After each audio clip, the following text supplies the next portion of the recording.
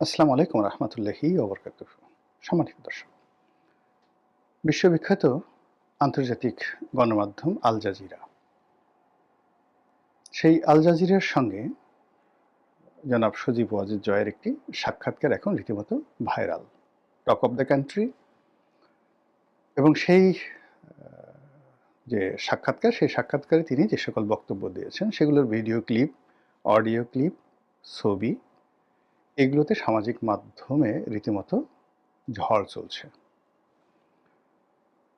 প্রথমে দুই একজন ঠাট্টা করার চেষ্টা করেছিল, কিন্তু ৯৯% মানুষ জয়ের এই সাক্ষাৎকার আল জাজিরার সঙ্গে ইতিবাচকভাবে নিয়েছে। সেখানে জয়ের বডি ল্যাঙ্গুয়েজ, তার ড্রেস কোড অর্থাৎ তার যে পোশাক, তার পোশাকের কালার কম্বিনেশন, তার হেয়ার স্টাইল অর্থাৎ তিনি যেভাবে চুল কেটেছেন, শেভ করেছেন, যেভাবে বসেছেন, পায়ে যে জুতোটি পরেছেন শো, তার কালার, তারপরে যে মোজা পরেছেন, সক্স, সব মিলিয়ে একেবারে জুতোর তলা থেকে শুরু করে একদম মাথার চুল পর্যন্ত সব কিছু নিয়ে চুলচেরা বিশ্লেষণ চলছে সামাজিক মাধ্যমে। অনেকে বলার চেষ্টা করছেন যে না, একটা অ্যাটিটিউড, বাপের বেটা, নেতা হওয়া তো এরকমই হওয়া উচিত। তৃতীয় বিশ্বে তো এই ধরনের স্মার্ট লোক একজনও নেই। আমার কাছে মনে হতো যে কাতারের যে বর্তমান আমির, তিনি এই আমির হিসেবে দায়িত্ব পালন করার আগে কোট টাই পরে তিনি যে সকল ছবি তুলতেন, ঠিক সেখানে নিদারুণ একটা স্মার্টনেস ছিল। বারাক ওবামা, বিল ক্লিন্টন, তাদের পোশাক পরিচ্ছদে অসাধারণ স্মার্টনেস ছিল, বা এখনও আছে। তো সেই দিক থেকে মানে জয়ের যে অভিব্যক্তিটা ফুটে উঠেছে ওই ছবিতে, অর্থাৎ আল জাজিরা সাংবাদিক, তিনিও যথেষ্ট স্মার্ট, ইন্ডিয়ান জেন্টলম্যান। তার পোশাক, তার ড্রেস কোড, তার বসার ভঙ্গি সব মিলিয়ে অসাধারণ। মানে ওই আল জাজিরার সাংবাদিকটিও যে কোনো মানে যাকে বলা হয় সাংবাদিকের জন্য অনুকরণীয় একটি মডেল হতে পারেন আগামীতে। এরকম স্মার্ট সাংবাদিক খুব অল্প দেখা যায়। এবং তার বিপরীতে যেভাবে জনাব সজীব ওয়াজেদ জয় বসেছেন, এটি এখন রাজনীতির জন্য মডেল হয়ে পড়েছে। আর তার বিপরীতে বাংলাদেশ, ভারত, পাকিস্তান যে সকল রাজনীতিবিদ রয়েছেন, অনেকে বলার চেষ্টা করেছেন যে জয়ের মতো এত মেকআপ, গেট আপ, স্মার্টনেস অন্য কোনো পলিটিশিয়ানের নেই। তো আমি একটা স্ট্যাটাস দিয়েছিলাম এই ছবিটা নিয়ে, আপনাদের মতামত চেয়েছিলাম। ও মাই গড! মানে আমি যখন এই ভিডিওটি করছি তখন দেখা গেল যে প্রায় ৫০ লাখ লোক এটি দেখেছে খুব অল্প সময়ের মধ্যে। প্রায় ১.৫ লাখ লোক লাইক দিয়েছে, ২০,০০০-এর উপর কমেন্ট হয়েছে, আর শেয়ার যে কত হয়েছে আমি বলতে পারবো না। তখন আমার কাছে মনে হলো এই বিষয়টি নিয়ে ভিডিও করা উচিত। এখন সেই ভিডিওটি কি জয়ের দালালি করব, জয়কে তেল মারবো, আওয়ামী লীগের দালালি করব, নাকি কি করব? দালালি করাটা আসলে আমার কাছে কেন যেন কখনো হয়ে ওঠেনি। ফুটফাট অনেক কথা বলেছি, কারো পক্ষে গিয়েছে, বিপক্ষে গিয়েছে, আর যে যার মতো করে এটাকে মূল্যায়ন করার চেষ্টা করেছে। তো কাজেই এই যে জয়ের যে সাক্ষাৎকার, সেই সাক্ষাৎকারের বিষয় নিয়ে, তার ছবি নিয়ে এই মুহূর্তে বাংলাদেশে এত মাতামাতি হচ্ছে কেন, এটার সাইকোলজিক্যাল, মনস্তাত্ত্বিক বিষয় নিয়ে প্রথমে আলোচনা করি। প্রথমত হলো যে জয় বা তার পরিবার, তারা তো বাংলাদেশ থেকে উচ্ছেদ হয়ে গেছেন। এই ১৭ মাসের মাথায় তাদের নাম, গন্ধ বাংলাদেশে আসার কথা নয়। তাদের চেহারা দেখলে আমাদের বমি হওয়া উচিত, তাদের কথা শুনলে আমাদের গায়ে কিড়বিড় কিড়বিড় করা উচিত। তাদের কথা যদি কেউ আমাদের সামনে বললে মানে মুহূর্তের মধ্যে আমাদের মুখ ফিরিয়ে নেওয়া উচিত। এই তো হওয়া উচিত। যে ন্যারেটিভ গত ১৭ মাসে আওয়ামী লীগের বিরুদ্ধে, শেখ হাসিনার বিরুদ্ধে, জয়ের বিরুদ্ধে তোলা হয়েছে, ১৫ লক্ষ কোটি টাকা পাচার করা হয়েছে, হাজার হাজার মানুষ মেরে ফেলা হয়েছে, দেশের ১২টা বাজিয়ে দেওয়া হয়েছে। তো এই বাইরে তাদেরকে যারা পরাজিত করেছে তারা এখন রাষ্ট্র ক্ষমতায়, তো সেখানে তাদের নাম আসবে কেন, জয়কে নিয়ে এত মাতামাতি হবে কেন? এটার মনস্তাত্ত্বিক কারণ কি? কারণটা হলো, প্রথমত এখন যারা আছে তাদের ব্যাপারে জনগণ খুশি নন। ২ নম্বর হলো যে জনগণ এখন যারা আছেন তাদের কাছ থেকে যে আশা করেছেন সেখানে বারবার আশাভঙ্গ হয়েছে তাদের। থার্ডলি হলো আগামীতে যাদের ক্ষমতা আসার সম্ভাবনা তৈরি হয়েছে তাদের ব্যাপারেও জনগণ কোনো ভালো কিছু কল্পনা করতে পারছে না। তো এই ক্ষেত্রে মনের ঝাল মেটানোর জন্য নিজেদের রাগ এবং ক্রোধ মানে দেখানোর জন্য তারা মডেল হিসেবে জয়কে সামনে নিয়ে আসছে। এটা যে শতভাগ জয়ের প্রতি তাদের কারো আনুগত্য আছে, প্রেম আছে, ভালোবাসা আছে, নট লাইক দ্যাট। মানে জয়কে সামনে এনে মানে প্রতিপক্ষকে তারা দমন করতে চাচ্ছে, প্রতিপক্ষের মনে ঈর্ষা তৈরি করতে চাচ্ছে। এটা একটা সাইকোলজিক্যাল ট্রিটমেন্ট। যেমন দেখা গেল যে সতীনের ছেলে দেখলে যেভাবে মানে মানুষের রাগ হয়ে যায়, তো তদ্রূপ এখন জয়কে নিয়ে, শেখ হাসিনাকে নিয়ে, আওয়ামী লীগকে নিয়ে কোনো কথা বললে বর্তমান সরকারের যে একটা রাগ হবে, ক্রোধ হবে এবং এটা দেখে এই সরকারের ব্যাপারে যারা হতাশ তাদের মনে খুব আনন্দ লাগবে। এই কারণে এই জয়কে নিয়ে এই মুহূর্তে মানুষের মনস্তাত্ত্বিক, এটা মানুষ বলতে কি আওয়ামী লীগের বাইরের মানুষ, আওয়ামী লীগের লোকজন তো মরে গেলেও জয়কে ভালোবাসবে, শেখ হাসিনাকে ভালোবাসবে, বঙ্গবন্ধুকে ভালোবাসবে। আমি আওয়ামী লীগের বাইরের লোকের কথা বলছি, আমজনতা। তো এই আমজনতা যে আধিক্যতা দেখাচ্ছে সেটা মূলত বর্তমান যারা আসছে এবং আগামীতে যাদের আসার সম্ভাবনা হয়েছে তাদের প্রতি মানুষের অবিশ্বাস, অনাস্থা, হতাশা ইত্যাদি থেকে এই জিনিসটি হচ্ছে। এটা হলো প্রথম একটা বিষয়। দ্বিতীয় যে বিষয়টি সেটা হলো আন্তর্জাতিক গণমাধ্যম কেন এখন জয়, শেখ হাসিনা, আওয়ামী লীগকে নিয়ে মাতামাতি করছে।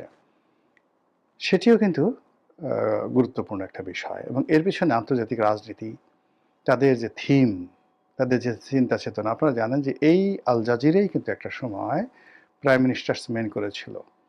তো প্রধানমন্ত্রীর কাছের লোক এবং একাধিকবার আওয়ামী লীগ সরকারের বিরুদ্ধে তারা বিভিন্ন প্রতিবেদন প্রকাশ করে হইচই ফেলে দিয়েছিল এবং শেখ হাসিনাকে যথেষ্ট বিব্রতকর অবস্থায় পড়তে হয়েছে। তো সেই আল জাজিরা কেন এখন ডক্টর মোহাম্মদ ইউনূসের পিছনে লেগেছে? বিএনপি নিয়ে কেন তারা মাতামাতি করছে না? আওয়ামী লীগকে কেন তারা আবার হাইলাইটে নিয়ে আসছে? এর পেছনে মধ্যপ্রাচ্যের রাজনীতি, এর পেছনে আমেরিকার রাজনীতি, এর পেছনে ভারতের রাজনীতি অনেকাংশে জড়িত। থার্ডলি এই সাক্ষাৎকারে কতগুলো পয়েন্ট সামনে এসেছে। সেই পয়েন্টের মধ্যে যে বিষয়গুলো আমার সবচেয়ে প্রথম নজরে এসেছে সেটি হলো জয় খুব স্ট্রেট এবং ফরওয়ার্ড ওয়েতে যেভাবে উত্তর দিয়েছে আমি এটা কল্পনাও করতে পারিনি। যেমন বলা হয়েছে যে তার মায়ের রাজনীতি কি শেষ? তিনি বলেছেন সম্ভবত শেষ, কারণ তিনি এখন বৃদ্ধ হয়ে গেছেন, তার বয়স হয়ে গেছে। এই যে সাহস, এই শক্তি, এই কথাটি যদি জনাব তারেক রহমান সাহেব 2018 সনে বলতে পারতেন জয়ের মতো করে, তাহলে বেগম খালেদা জিয়ার জন্য অনেক ভালো হতো এবং তাকে সম্ভবত জেলে যেতে হতো না। যখনই তাকে ক্ষমতার কেন্দ্রে রাখা হয়েছে তখন আওয়ামী লীগের যত রাগ ক্রোধ বেগম জিয়াকে নিয়ে চলে এসছে। বেগম জিয়া যদি বলতেন যে আমি রিটায়ার্ড করলাম, এখন থেকে আমার সব রাজনীতি জনাব তারেক রহমান সাহেব দেখবেন, তাহলে তাকে জেলে যেতে হতো না, শিওর। তো সেই জায়গাতে হঠাৎ করে জয় এই যে একটা সিদ্ধান্ত দিলেন, বললেন, এটার পিছনে তার ডিপ্লোম্যাটিক নলেজ, দলের যাকে বলা হয় গ্রুমিং, নাকি তিনি তার যে ভিতরে যে অন্তর্নিহিত যে ক্ষমতা সেটা থেকে বললেন, এটা আপনারা একটু চিন্তা করে দেখবেন। যে এই যে তাকে শেখ হাসিনাকে রিংয়ের বাইরে দেওয়া এবং তার যারা রাজনৈতিক প্রতিপক্ষ সেই প্রতিপক্ষদেরকে তিনি নিষ্ক্রিয় করে দিলেন যে তিনি বয়স হয়ে গেছেন আর রাজনীতিতে তিনি থাকবেন না। এই গেল এক।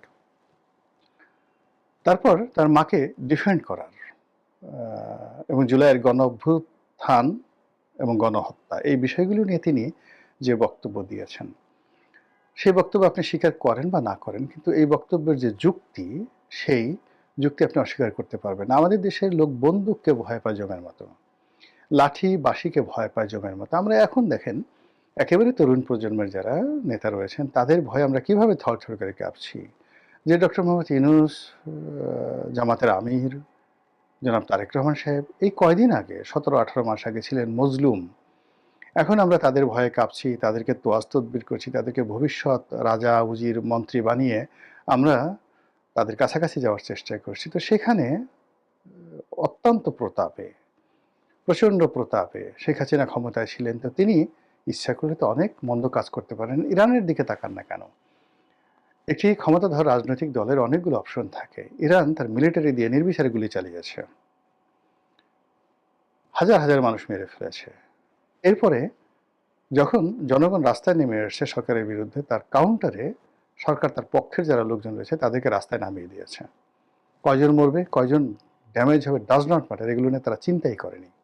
সমস্ত দেশ ব্ল্যাক আউট করে দিয়ে তারা সেই কাজগুলো করেছে, ফলে সারা বিশ্ব স্টপ হয়ে গেছে, চক্রান্তকারী স্টপ হয়ে গেছে এবং ইরান এখন নিয়ন্ত্রিত একটি রাষ্ট্র। তো সেই কাজটি কেন শেখ হাসিনা পারবেন না? তার তো লোকজনের অভাব ছিল না। তারপরে তার পুলিশে, তার সেনাবাহিনীতে তার অনুগত লোকের অভাব ছিল না। কেন তিনি সেই কাজটি করেনি সেটিকে পয়েন্ট আউট করার চেষ্টা করেছেন যে তিনি এটা চাননি। তিনি যদি করতে চাইতেন তাহলে তিনি এখন ক্ষমতায় থাকতেন।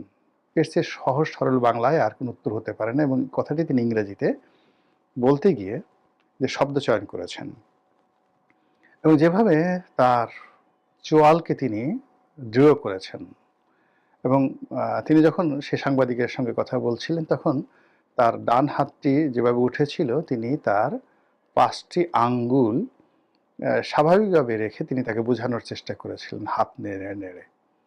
কিন্তু যখন তার এই মায়ের এই প্রসঙ্গটি আসলো তখন মুহূর্তের মধ্যে তিনি যাকে বলা হয় দৃঢ় হয়ে গেলেন, স্বাধীনচেতা হয়ে গেলেন। বাঘের গর্জনের মতো তিনি গর্জন দেওয়ার চেষ্টা করলেন, এবং যেভাবে বাঘ শিকার করার সময় হঠাৎ করে তার থাবার মধ্যে থেকে নখগুলো বের করে নিয়ে আসে, ঠিক সেইভাবে তিনি তার ৫টি আঙ্গুলের মধ্যে ৪টি আঙ্গুলকে মুষ্টিবদ্ধ করে তার যে তর্জনী, সেই তর্জনীটিকে তিনি উঁচিয়ে পয়েন্ট আউট করলেন, যেটাকে আমরা মানে ইংরেজিতে যেটিকে বলি পয়েন্ট ম্যান। ওই আঙ্গুলকে বলা হয় পয়েন্ট ম্যান। আমরা ছোটবেলায় একটা কবিতা পড়েছি না, where is a thumbkin, where is a thumbkin, here am, how are you today sir, very good, এরকম একটা কবিতা বলছি না? তো বুড়ো আঙ্গুল এটাকে থামকিন, আর ওটাকে বলা হয় পয়েন্ট ম্যান। আপনি যখন কোনো একটা জিনিস সুনির্দিষ্ট করে পয়েন্ট আউট করতে চান, চোখে আঙুল দিয়ে দেখিয়ে দিতে চান, কাউকে খোঁচা দিতে চান, কানে আঙুল দিতে চান, তখন আপনি যে আঙুলটি ব্যবহার করেন সেটিকে বলা হয় পয়েন্ট ম্যান। এবং ঠিক ওই জায়গাটাতে এই পয়েন্ট ম্যান দিয়েই কিন্তু বন্দুকের ট্রিগার টিপে এই আঙ্গুল উঁচিয়ে মানুষকে ধমক দেওয়া হয়, এই আঙ্গুল উঁচিয়ে মানুষকে ডাকা হয়। কেমন? আপনি দেখেন কাউকে যদি কোনো প্রিয়সীকে বা প্রিয়জনকে যখন আপনি কাছে ডেকে আনবেন তখন কোন আঙ্গুল বাঁকা করে আপনি ডাকবেন কেমন, আর কোন আঙ্গুল দিয়ে আপনি ঘি উঠাবেন? এই পয়েন্ট ম্যান দিয়ে। তো within few second Tarique Rahman সাহেব যে কাজটি কোনোদিন করেননি সেই কাজটি জয় করেছেন। উইদিন ফিউ সেকেন্ড তিনি তার ৪টি আঙ্গুলকে একেবারে মুষ্টিবদ্ধ করে একটি আঙ্গুলকে তিনি পয়েন্ট আউট করেছেন এবং সুনির্দিষ্ট করে সেই মানুষকে যেভাবে বলেছেন, সেই আল জাজিরার যে সাংবাদিক তিনি রীতিমতো থতমত খেয়ে গেছেন, বেকুব হয়ে গেছেন। আর এই বিষয়টি সাধারণ মানুষ কিন্তু লুফিয়ে নিয়েছে, এবং এটার মধ্যেই তারা একজন স্টেটসম্যান, এই জয়ের স্টেটসম্যান এই যোগ্যতাটা খুঁজে পেয়েছেন। জয়ের মধ্যে যে সুপ্ত প্রতিভা আছে, তার মধ্যে যে ন্যাচারাল লিডারশিপ কোয়ালিটি রয়েছে, এবং সেই ন্যাচারাল লিডারশিপ কোয়ালিটির কারণে যে কোনো পরিবেশ পরিস্থিতিতে তিনি প্রকৃতিগতভাবে যে রেসপন্ড করতে পারেন, তাকে যে শিখিয়ে দিতে হয় না, তাকে যে বলে দিতে হয় না, তার ভিতর থেকে অন্তর্নিহিত শক্তিগুলো যে বের হয়ে এসে শব্দ তৈরি করে, তাল তৈরি করে, লয় তৈরি করে, ছন্দ তৈরি করে, এটি এই সাক্ষাৎকারে ফুটে উঠেছে বলে আওয়ামী লীগের লোকজন মহা খুশি।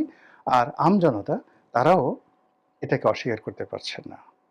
এরপর হলো তার যে একটা সুন্দর শরীর আছে, লম্বা শরীর আছে, পোশাক আশাক পরলে যে তাকে ভালো লাগে, আর তিনি পোশাক আশাক কেনার সময়, বানানোর সময় তিনি যে কালার ম্যাচ করতে পারেন, পছন্দ করতে পারেন, আবার এগুলো পরার পর তার যে ফিটিং ভালো হয়, কুঁচকে থাকে না, যেখানে সেখানে কুঁচকে থাকে না। তার জুতোটা মানে তার মুখের সঙ্গে মিলে না। অনেকের দেখবেন যে মুখ গোলগাল, জুতো পরছে লম্বা। অনেকের মুখ দেখবেন যে লম্বা, জুতো পরছে গোলগাল। ঢাউস আকৃতির একটা জুতো পরেছে। জুতো পরেছে তো সেই বিভিন্ন রং বেরঙের, সাদা জুতো পরেছে, লাল জুতো পরেছে, মানে বিশ্রী রকম দেখতে। হ্যাঁ, যেগুলো নিয়ে গান আছে, মানে দাদা বাবু যায় লাল জুতো পায়, দিদিরে সব কি যেন একটা গান আছে না? তাকিয়ে থাকে। এরকম অদ্ভুত, অদ্ভুত জিনিসগুলো অনেকের দেখবেন। তো সেই দিক থেকে জয়ের যে ড্রেস কোড, আ সে যেভাবে বসেছেন, যেভাবে পায়ের উপর পা তুলেছেন ক্রস লেগ, পায়ের উপর পা তোলার পরে বেশিরভাগ লোকের দেখবেন যে সে যে সক্স পরেছে, মোজাটা পরেছে, অনেক সময় শর্ট মোজা পরে পায়ের আ একটা অংশ দেখা যায়, গোড়ালির একটা অংশ দেখা যায়, লোম-ঠোম বের হয়ে থাকে। ভীষণ রকম বিশ্রী লাগে।